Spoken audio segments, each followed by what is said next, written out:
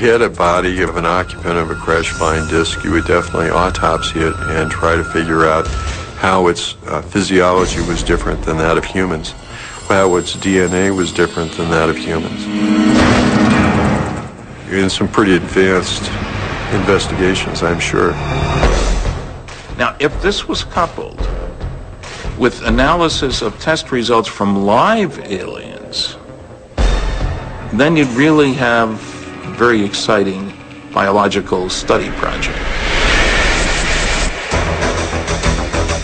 Is there evidence of a secret underground vault that holds these alien bodies? The biggest kept secret was the huge cryogenics networks that were required to support and preserve these bodies.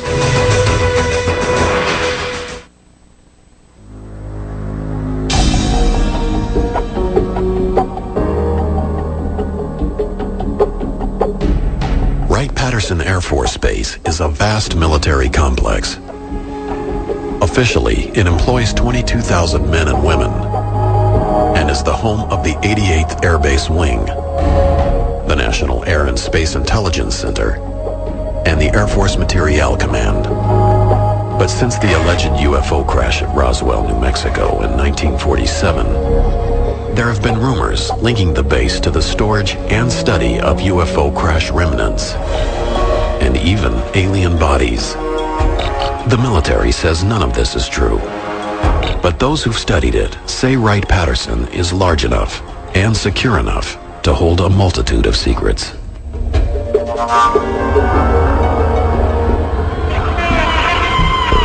I spent 22 years in the military, about 6 years at Wright-Patterson Air Force Base.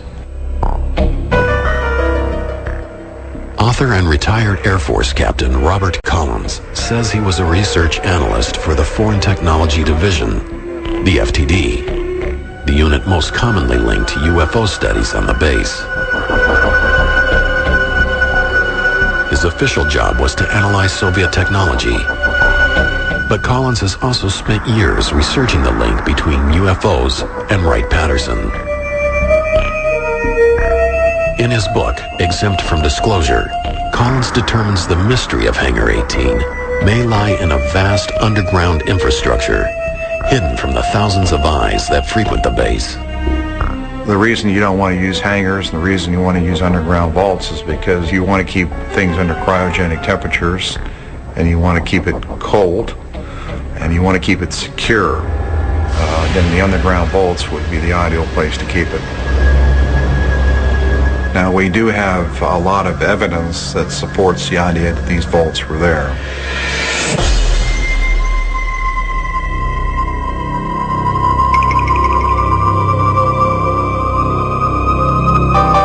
This underground structure was enormous, and huge, long tunnel areas that connected these vaults.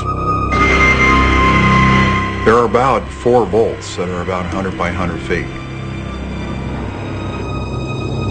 We found out that these things exist. The question is, what was in them? I'm convinced that the stuff that was recovered from Roswell and other crashes was put in these vaults.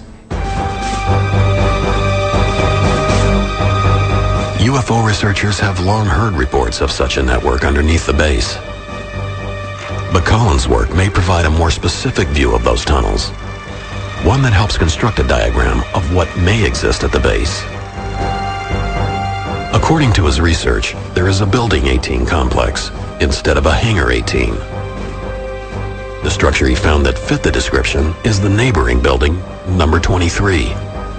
Collins claims it was previously known as Hangar 23. Now, the way I understand it, that back in the early 50s, sometime perhaps between 51 and 53, a craft was brought in here. The floor of the Hangar 23 was removed, and this craft was put in the basement of the hangar, and then the floor was covered over the craft. And then there was a vault area in Building 18F with a tunnel that was constructed and built over to Hangar 23. While it is possible that Building 23 was the legendary Hangar 18, most researchers have continued to focus on the importance of the underground tunnels.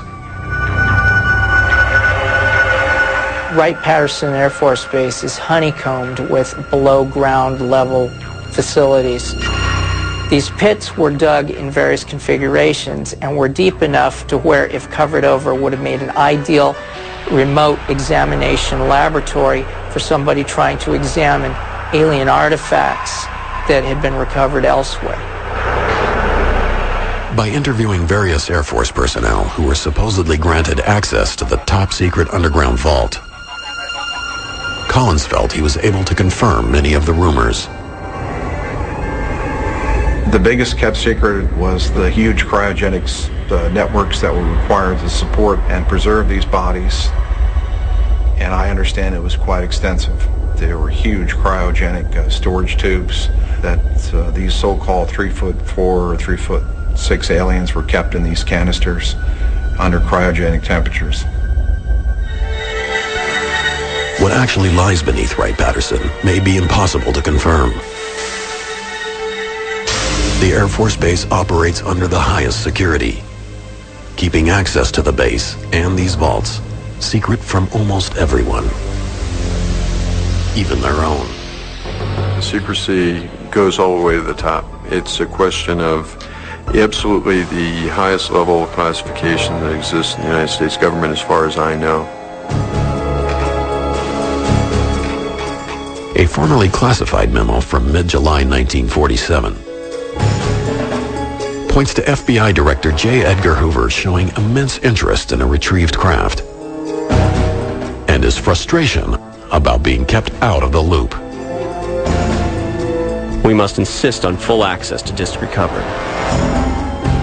The Army grabbed it and would not let us have it for cursory examination. The memo was written just days after the Roswell, New Mexico wreckage was taken to Wright Field. If J. Edgar Hoover couldn't get access to the contents of Hangar 18, how high did the secrecy go? In a 1994 interview with Larry King on TNT, Senator Barry Goldwater detailed his attempt to visit Hangar 18.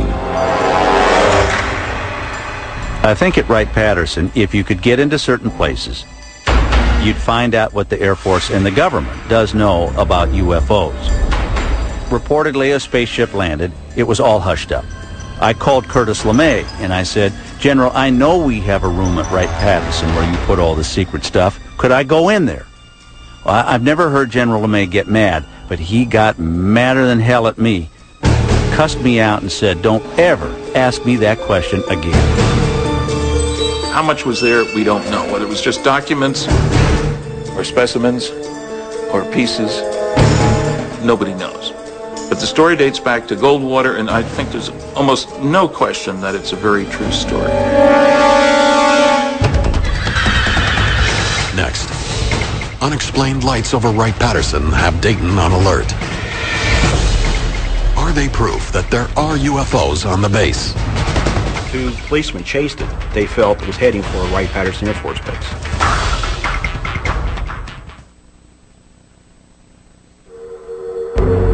They are schematics, once classified as secret, designs of a craft that appears to be a flying saucer.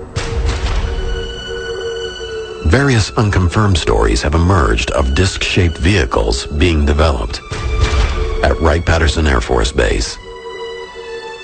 But these declassified government documents from 1955 reveal that